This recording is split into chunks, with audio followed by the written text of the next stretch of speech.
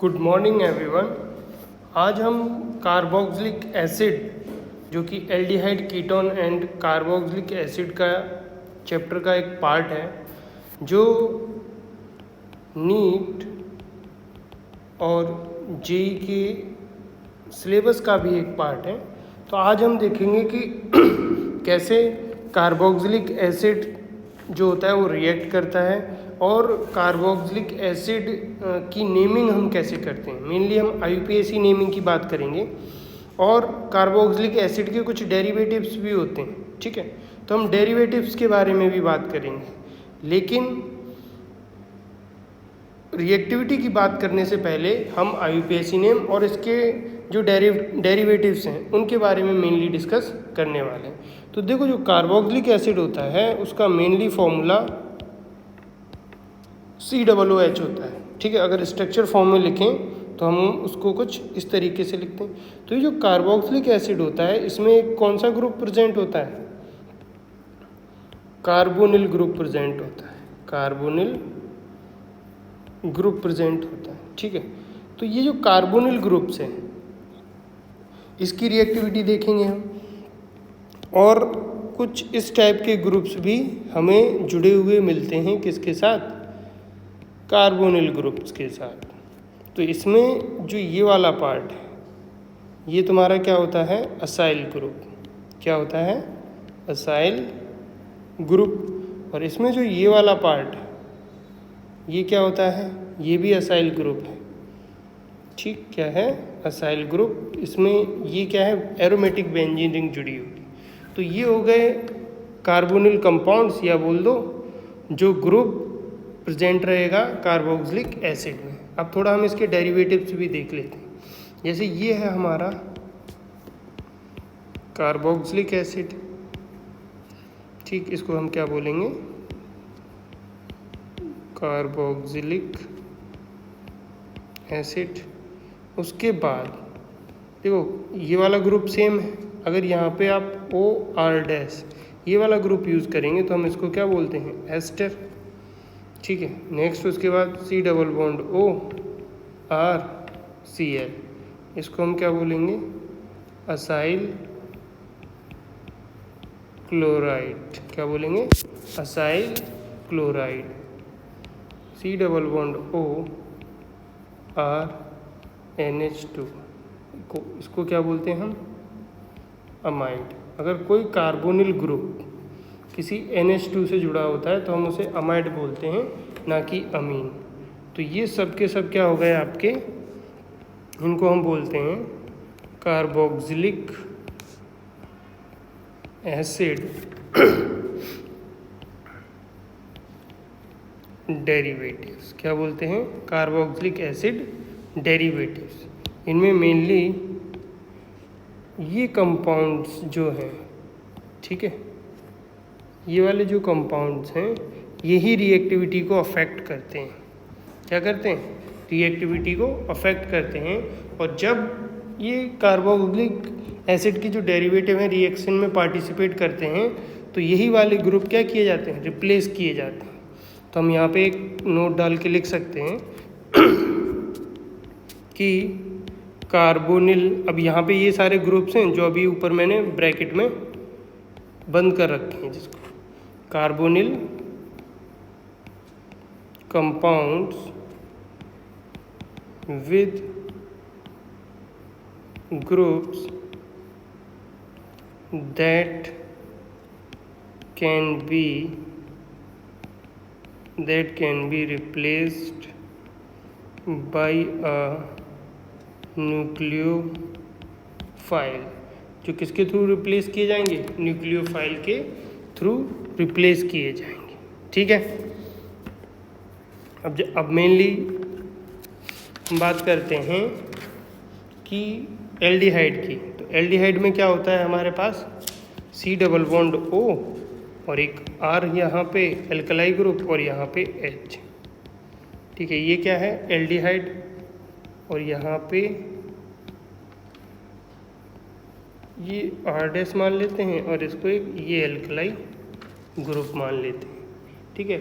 तो the hydrogen of N aldehyde, ये and alkali group of a ketone are too basic to be replaced by another group. अगर reaction होगी तो aldehyde और ketone में ये दोनों रिप्लेस हो सकते हैं, ठीक है. But the reaction of carboxylic acid and carboxylic acid derivative that compound undergo substitution reaction. तो जो कार्बोक्सिलिक एसिड है ये, इसमें क्या होगा, ये वाला ग्रुप सब्स्टिट्यूट होगा, ठीक है. और ये डेरिवेटिव्स में ये एस्टर ग्रुप और ये क्लोराइड ग्रुप और ये अमीन ग्रुप, ये क्या होते हैं, सब्स्टिट्यूट्स होते हैं, मतलब रिमूव किए जाते हैं. तो यहाँ पे हम एक लाइन लिख सकते हैं, the reaction of carboxylic acid and carboxylic acid derivatives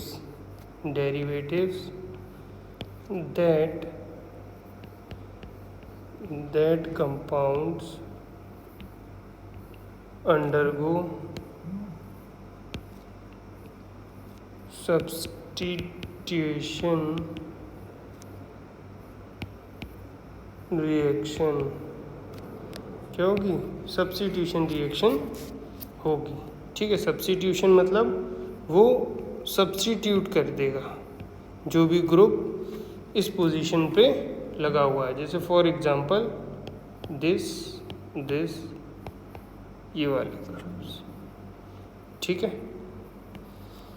तो जो असाइल ग्रुप है, तो देखो असाइल ग्रुप किसको बोलते हैं, इसको acyl group attach to a group that can be replaced by nucleophile. ये चीज़ मैं आपको बता ही चुका हूँ कि ये वाले जो ग्रुप्स हैं ये न्यूक्लियोफाइल के थ्रू रिप्लेस किए जाएंगे, ठीक है. बट जैसे एल्डिहाइड और कीटोन में आप देखोगे इसमें क्या होते हैं, ये वाले जो एल्कलाई ग्रुप हैं ये और ये H, ये रिप्लेस नहीं होते एल्डिहाइड और कीटोन में, क्योंकि ये वाले ग्रुप क्या हैं, टू बेसिक हैं, बहुत ही ज़्यादा बेसिक हैं. तो बहुत ज़्यादा बेसिक होने की वजह से इनको रिप्लेस नहीं किया जा सकता, क्योंकि इन्हें रिप्लेस करने के लिए तुम्हें इससे भी ज़्यादा स्ट्रॉन्ग बेस की ज़रूरत पड़ेगी. तो वो जो न्यूक्लियोफाइल है जब इस कार्बन पर अटैक करेगा तब ये हाइड्रोजन रिप्लेस हो सकता है, क्योंकि कभी भी लेस न्यूक्लियोफाइल अगर बेसिक है तो वो स्ट्रॉन्ग न्यूक्लियोफाइल को रिप्लेस नहीं कर सकता, ठीक है. अब चलो हम नेमिंग की बात कर लेते हैं. Naming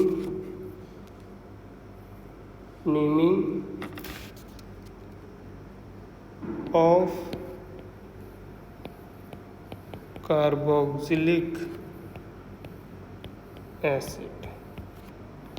naming of carboxylic acid देखते हैं. तो COOH और इसको हम CO2H इस फॉर्म में भी लिखते हैं, ठीक है. तो ये क्या हो गया, carboxylic acid is named by replacing the terminal E of the alkane named with oic acid. क्या नाम रहेगा, ओइक एसिड नाम रखते हैं ई को रिप्लेस करके. For example C double bond O और H, तो इसमें एक कार्बन है यानी कि मीथेन. तो अगर सिर्फ OH ग्रुप नहीं लगा है तो नॉर्मल अगर कार्बन है तो आप क्या बोलोगे, मीथेन. तो मीथेन में जो E है उसे रिप्लेस करके हम क्या लगा देते हैं, ओइक एसिड. तो क्या हो जाएगा यहाँ पे देखो, मीथेनोइक एसिड. और इसका जो एक और कॉमन नाम है उसको क्या बोलते हैं हम, फॉर्मिक एसिड, ठीक. C double bond O OH and CH3. तो इसमें देखो 2 कार्बन है तो इथेन होता नाम। लेकिन अब हम इसमें देखेंगे कि ये जो हमारा ग्रुप है ये कार्बोक्सिलिक एसिड वाला ग्रुप है, तो हम इसका नाम क्या बोलेंगे, इथेनोइक एसिड, या इसको हम क्या बोलते हैं, एसिटिक एसिड। ठीक, देखो देखो C double bond O CH2 CH3 OH, 3 हैं तो हम प्रोपेन बोलते हैं, तो E हटा के क्या कर सकते हैं, इसको प्रोपेनोइक एसिड भी बोलते हैं। ठीक है, और उसका नाम एक और है प्रोपियोनिक एसिड भी बोलते हैं। ठीक है, तो ये कॉमन है, हमें यहाँ पे RO कर लेना। ठीक, तो ये 3 हो गए। देखो एक एक कार्बन में बढ़ाता जा रहा हूँ सब में, अब एक और कार्बन बढ़ाऊंगा, फिर क्या नाम होगा उसका, C double bond O CH2 CH2 CH3 OH। तो देखो इसमें 4 कार्बन है, तो हम इसको बोल सकते हैं ब्यूटेनोइक एसिड, और क्या बोलेंगे, ब्यूट्रिक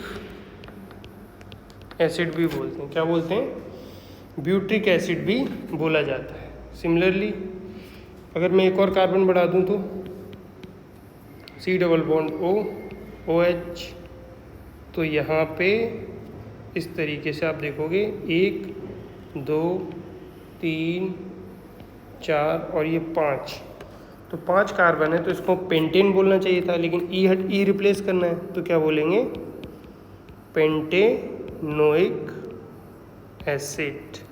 और इसका जो कॉमन नेम है वो नाम होता है वैलेरिक एसिड। ठीक है, मतलब 5 कार्बन के साथ जो अगर कोई भी तुम्हारा कार्बोक्सिलिक ग्रुप जुड़ा हुआ है तो हम उसको क्या बोलते हैं, वैलेरिक एसिड। ठीक है, अगर 5 की जगह मैं 6 कर दूं तो देखो 6 के साथ क्या हुआ, C double bond O OH 1 2 3 4 5, तो इसको भी मिला लेंगे तो टोटल कितने कार्बन होगा, 6 पे क्या आएगा, हेक्सेनोइक एसिड। इसका निकनेम क्या होता है, कैप्रोइक एसिड। क्या होगा, caproic acid. C double bond O OH CH, अगर एक डबल बॉन्ड आ गया फिर नाम कैसे लिखेंगे, देखो तो प्रोपेन, जैसे देखो इसमें हेक्सेन एन आ रहा है, इसमें भी एन आ रहा है, तो इसमें क्या आएगा, ईन, क्या हो जाएगा, प्रोपिनोइक एसिड, या हम उसको क्या बोलते हैं, और एक्रिलिक एसिड। ठीक है, ये बोला जाता है। ठीक, अब इसमें देखो पहला जो हमने ये चीज़ लिखी है, फर्स्ट फॉर्मूला किसका है, फॉर्मिक एसिड, तो हम इसका थोड़ा यूज़ भी देख लेते हैं। तो पॉइंट वाइज हम इसमें लिख सकते हैं कि जो formic acid is found in ants, bee and other sting insect. ठीक है, इंसेक्ट्स में भी क्या होते हैं, फॉर्मिक एसिड होते हैं। अब ये जो हमने लिखा है ब्यूट्रिक एसिड, तो देखो ब्यूट्रिक एसिड कहाँ पे मिलता है हमें, butyric acid is found in rancid butter. किसमें मिलेगा, रेनिसिड बटर में। नेक्स्ट जो हमने वैलेरिक एसिड लिखा हुआ है, तो याद रखना जो वैलेरिक एसिड है, वैलेरिक एसिड में 1 2 3 4 5 कार्बन होते हैं। तो valeric acid got its name from valerian. Valerian क्या मतलब होता है इसका, एक फ्लावर है। ठीक है, लास्ट जो काफ़ी इम्पोर्टेंट है, हमारे पास वो कौन सा है, कैप्रोइक एसिड। ठीक, तो कैप्रोइक एसिड के बारे में क्या लिखेंगे, caproic acid is found in goat's milk. ठीक है, कहाँ, बकरी के दूध में कौन सा एसिड होता है, कैप्रोइक एसिड। ठीक है, अब एक बार और IUPAC नाम देखते हैं जिसमें ये caproic acid, valeric acid, butyric acid, इनका भी यूज़ करके कैसे नाम लिख सकते हैं। तो देखो, अगर मैं इसका नाम बोलूँ कि आप कैसे लिखोगे, यहाँ पे एक जोड़ दिया OCH3। ठीक है, तो देखो अगर ये नहीं होता तो 1 2 3 4 मतलब ब्यूटेनोइक एसिड हो जाता, पर हमने कौन सा जोड़ दिया, एक तुम्हारा एस्टर ग्रुप जोड़ दिया। तो पहली जो प्रायोरिटी है वो तो कार्बोक्सिलिक एसिड की होगी, तो 1 2 3 4, तो 2 पे क्या लगा है, 2 पे एस्टर, तो एस्टर के लिए अब ये तो तुम्हारा सफिक्स हो गया। ठीक है, तो ये क्या कहलाएगा, ये प्रीफिक्स। तो प्रीफिक्स के लिए क्या करना पड़ेगा आपको, 2 मिथॉक्सी ब्यूटेनोइक एसिड। ठीक है, 2 मिथॉक्सी ब्यूटेनोइक। और अगर जो तुमने यहाँ पे देखो लिखा हुआ है ब्यूटेनोइक एसिड को क्या लिख सकते हो, ब्यूट्रिक एसिड भी लिख सकते हो। तो इसका एक नाम और क्या हो जाएगा, 2 मिथॉक्सी ब्यूट्रिक एसिड। ठीक है, ये नाम हो जाएगा। सिमिलरली एक और देखते हैं, अगर एक ये रहा कार्बोक्सिलिक ग्रुप, ये 1 2 3 4, इसको बोलते हैं Br। तो देखो 1 2 3 4 5 पे अगर Br नहीं होता तो क्या होता, पेंटेनोइक एसिड, या जिसको हम क्या बोलते हैं, वैलेरिक एसिड। तो देखो पहले हम पेंटेनोइक के फॉर्म में लिख लेते हैं, तो 3 पे क्या लगा है, ब्रोमो पेंटेनोइक एसिड। ठीक, और अगर इसका वैलेरिक के फॉर्म में लिखना चाहो तो क्या हो जाएगा, 3 ब्रोमो वैलेरिक एसिड। ये दो नाम भी हम इसके लिख सकते हैं। सिमिलरली थोड़ा और इसी के सिमिलर एक कंपाउंड का नाम लिखते हैं, OH 1 2 3 4 5, इसको बोलेंगे हम क्लोरीन। तो टोटल कितने कार्बन है, 1 2 3 4 5 6। ठीक है, तो 4 पे कौन सा जुड़ा है, क्लोरो ग्रुप, और 6 पे क्या लिखते थे हम, देखो 6 पे लिखा था हमने हेक्सेनोइक या कैप्रोइक एसिड। तो इसका नाम क्या हो जाएगा, 4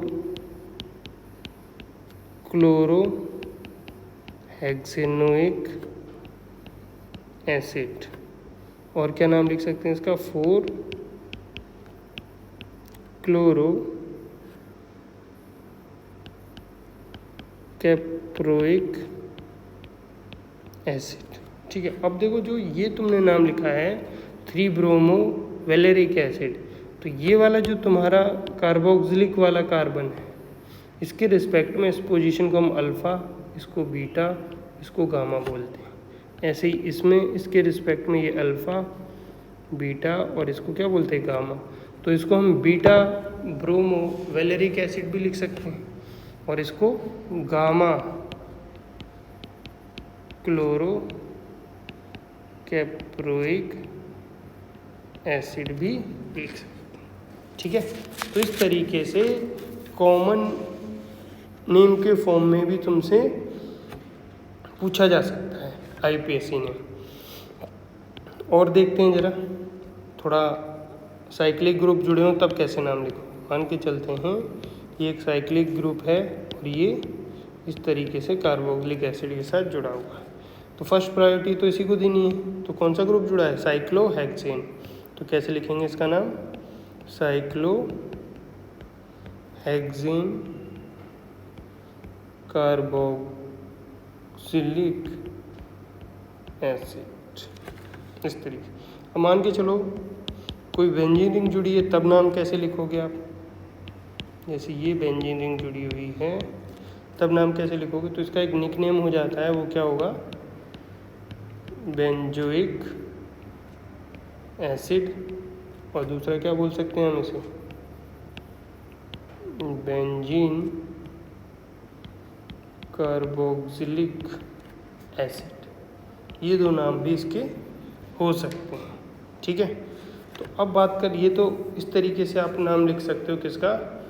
कार्बोक्सिलिक एसिड का। लेकिन अब कुछ हम कार्बोक्सिलिक एसिड के डेरिवेटिव्स की भी बात कर लेते हैं। तो उन डेरिवेटिव्स में सबसे पहला है हमारा नेमिंग ऑफ असाइल क्लोराइड्स। तो देखो असाइल क्लोराइड्स के केस में कैसे नेमिंग करनी है? तो मान लो ये तुम्हारा है असाइल क्लोराइड, ठीक है। तो इसको हम जो कॉमन नेम है, कॉमन नेम क्या होता है इसका? एसिटिल क्लोराइड भी बोलते हैं, और इसको मैथ एथ मतलब 2 कार्बन, तो इसको हम और क्या बोल सकते हैं? इथेनोइल, इथेनोइल क्लोराइड। तो क्या जोड़ते हैं? ऑयल जोड़ा जाता है इसमें, ठीक है। तो यहाँ पे देखो ये अलग ग्रुप जुड़ा हुआ है, यही रिप्लेस होगा जब न्यूक्लियोफाइल अटैक करेगा और ये एल्कलाई ग्रुप है, तो यहाँ पे चेन भी हो सकती है। तो एक ऐसा भी क्वेश्चन देख लेते हैं, Br, और ये देखो कैसी भी चेन जुड़ी हुई है यहाँ पे। तो इसका नाम कैसे लिखेंगे? तो फर्स्ट नंबर तो इसी को देना है, 1 2 3 4 5। तो देखो 3 पे क्या जुड़ा हुआ है? 3 मिथाइल। फिर 5 कार्बन है, तो इसको क्या बोलोगे आप? पेंटे। जैसे ईथ में ऑयल लगाया था, तो वैसे ही ई को रिप्लेस करके यहाँ पे क्या लगाएंगे?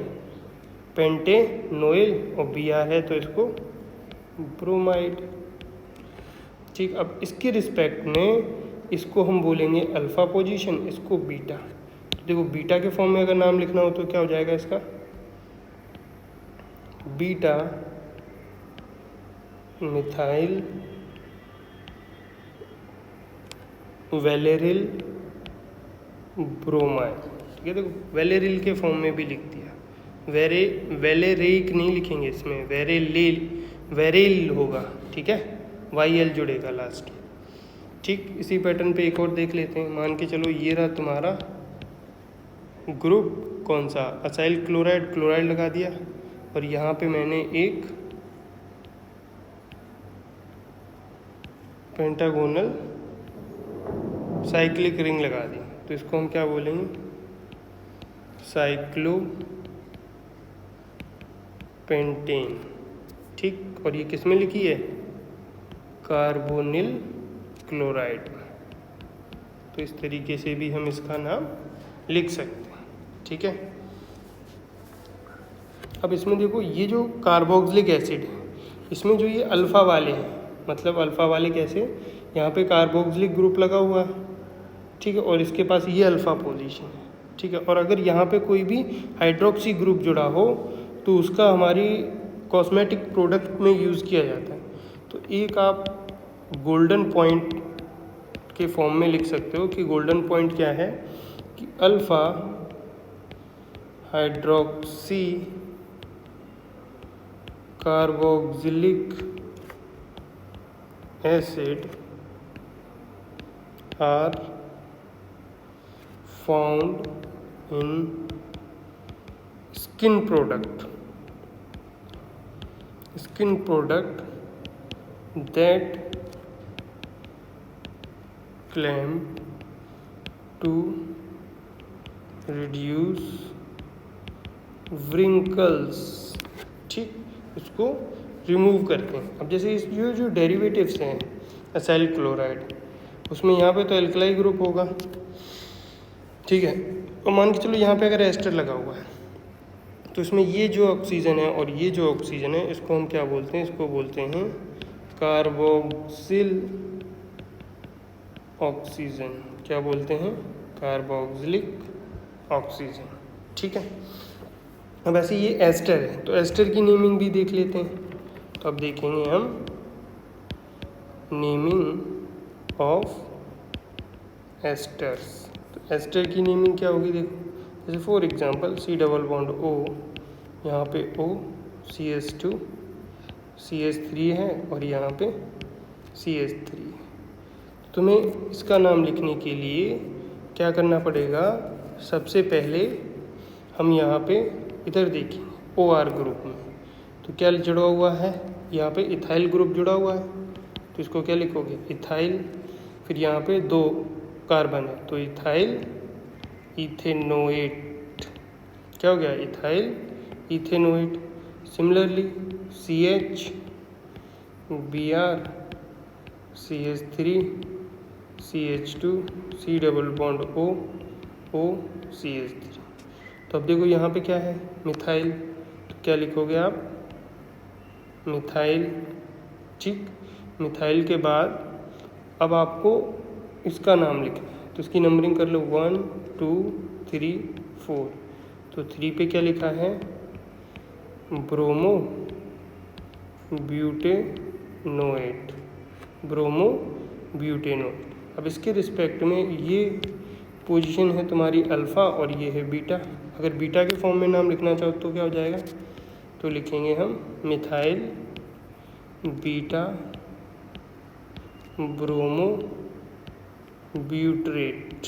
क्या कर दोगे बीटा ब्रोमो ब्यूट्रेट हो जाएगा, ठीक है। एक और IUPAC नाम देखते हैं। अगर हमें इसका IUPAC नाम लिखना हो C double bond O CH2 CH3 O, इस तरीके से। तो देखो यहाँ पे ये कौन सा ग्रुप जुड़ा हो फिनाइल, तो इसका नाम लिखने के लिए फिनाइल 3 जुड़े हुए हैं तो प्रोपेनोएट, फिनाइल प्रोपेनोएट। तो इस तरीके से आप एस्टर का नाम लिख सकते हैं। अब मेन और इम्पोर्टेंट है तुम्हारा अमाइड, ठीक है। अमाइड का नाम और देख लेते हैं कि अमाइड की नेमिंग कैसे करोगे, इसमें बच्चों को बहुत ज़्यादा कन्फ्यूज़न रहती है। तो देखो naming of amides, naming of amides क्या होंगे, नेमिंग ऑफ अमाइड्स में क्या हो जाएगा C double bond O CH3 और NH2। तो यहाँ पे देखो ये 2 कार्बन है तो इसको हम क्या बोलते हैं इथेन अमाइड, मतलब E को रिप्लेस करके हमने यहाँ पे अमाइड जोड़ देना है। Similarly second C double bond O NH2 CH2 CH2 CH2, ठीक। और यहाँ पे जुड़ा है लास्ट में Cl। तो अब देखो ये तो तुम्हारा अमाइड ग्रुप यहाँ पे जुड़ा ही हुआ है तो नंबरिंग यहाँ से की जाएगी 1 2 3 4। तो यहाँ पे आप देख सकते हो कि जो 4 है 4 पे कौन सा ग्रुप जुड़ा हुआ है क्लोरो, 4 क्लोरो, 4 जुड़े हुए हैं तो ब्यूटेन अमाइड, क्या लिख दोगे ब्यूटेन अमाइड, ठीक है। और इसको हम अल्फ़ा बीटा और गामा भी बोलेंगे इस कार्बोनिल ग्रुप के रिस्पेक्ट में। तो इस कार्बोनिल ग्रुप के रिस्पेक्ट में नाम लिखना है तो क्या लिखोगे गामा क्लोरो ब्यूट्रामाइड, ठीक है। ब्यूट्रामाइड भी हो सकता है नाम इसका, ठीक। ऐसे ही सिमिलरली अगर मैं और बात करूं C double bond O NH, अब मैंने देखो यहाँ पे चेंज कर रहा हूँ मैं ग्रुप्स को, ठीक है। तो यहाँ पे चेंज करूँगा तो ये CH2 CH3, तो यहाँ पे क्या हुआ देखो N के पास से एक हाइड्रोजन रिप्लेस हुआ और साइक्लो ग्रुप जुड़ा हुआ है। तो इस टाइप की नेमिंग को हम ऐसे लिखेंगे N मतलब डिनोट करना है N साइक्लो हेक्साइल, ये ग्रुप हो गया। अब यहाँ पे कितने कार्बन है 1 2 3, तो इसको क्या बोल देंगे हम प्रोपेनमाइड, क्या बोल देंगे प्रोपेनमाइड, ठीक। इस तरीके से इसका नाम लिख दिया।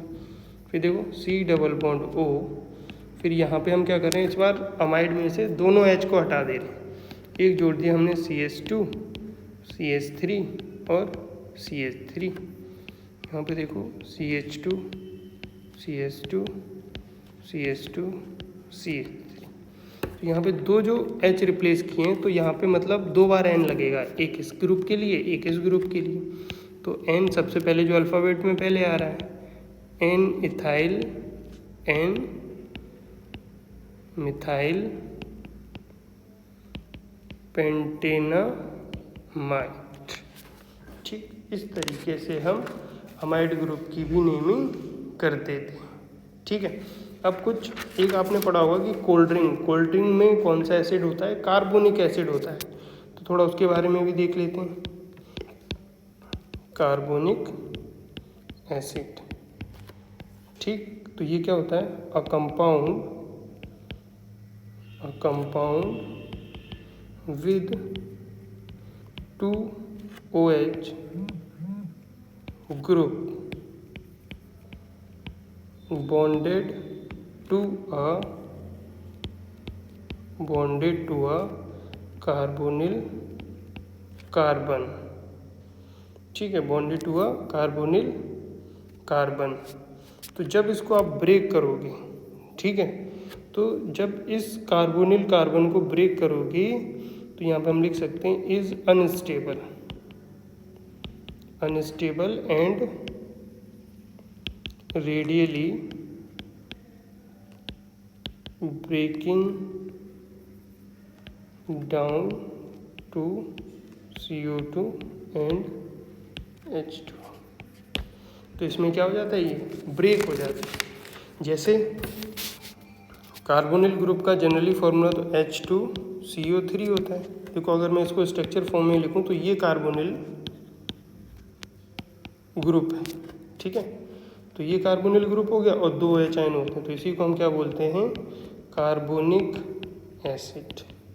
ठीक है, जब आप इसको ब्रेक करते हो तो ये CO2 प्लस H2 में ब्रेक हो जाता है और अनस्टेबल भी होता है। सेम एक और फॉर्मूला होता है फॉस्जीन, वो भी तुम याद रख सकते हो। उसमें भी क्या होता है, C double bond O Cl और Cl, तो इसको हम क्या बोलते हैं, इसको बोलते हैं फॉस्जीन।